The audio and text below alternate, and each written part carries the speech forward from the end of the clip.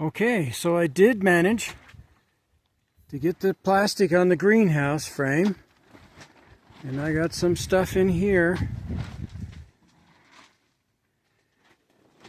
I've got the drip irrigation system working, so it's feeding things, or it will be strong where it can do some good. What I've done is covered these two end units like I said I was going to, but I didn't have enough plastic. I don't even have enough to fully cover the door. When I put that door on there, I still have to make one.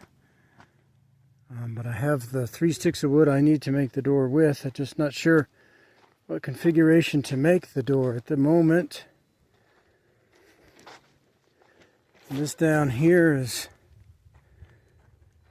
the 8-foot width of the plastic just on its side for an end. But it was really hard to get that to stand up to the wind. This got beat up pretty bad over here in this corner, and I'll pull it out of that side. And then up here on top, before I put this piece of wood up here, it tore that up pretty good. And it's still been pulled this out from underneath the piece of wood. So I'm trying to see how to handle that.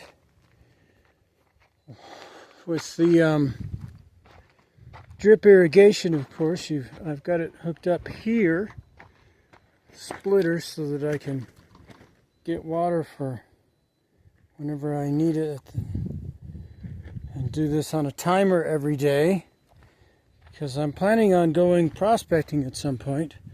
But what I've got to do with that, you have an alarm going off in here in the solar thing, because I have this other 12-volt inverter over here, where the battery just ran down because I was running the drip irrigation, the pump there, for a little bit of time. Half an hour is the least amount of time with this timer that I have plugged in at the top that I can do. So I got all the foam off of these batteries on the outside shell, and I'm going to make a better rack for them. And I'm going to take the two 12-volt batteries that are down there at the very bottom, that are in series, making a 24-volt battery. I'm going to put both of those in parallel over there on that, and then take that 12-volt dump fume off of there, because that thing has never worked right since I bought it off of Craigslist Marketplace. And the guy, thought I was going to get a deal, but no, I just get ripped off. So that's what happened. But I'm going to take it off of there and see how it holds a charge with it removed off of there for a while. It'll be a good test, I think. Maybe next time I see you, some other things will be complete. Well, look, just like that, everything I wanted to do is done. I had to put some shims on the very bottom, because the battery that was on the top that I moved and put down on the bottom was just a little bit taller than those two 12 volts. So there they are over here. You see those cables that make them in parallel. They're very long.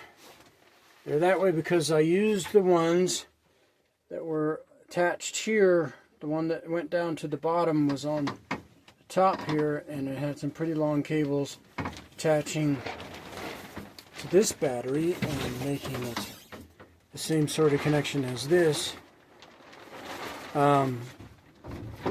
But I said, you know, I don't need to cut anything. I'll just use the same length cables. And then when I get a fourth 24-volt battery to put over here on this stack, I will just use those two cables there to do it, because they're already the right length and everything. They should work. And I'll add them, and then I'll address the issue of having to get shorter cables to make those parallel down there in the 12-volt batteries.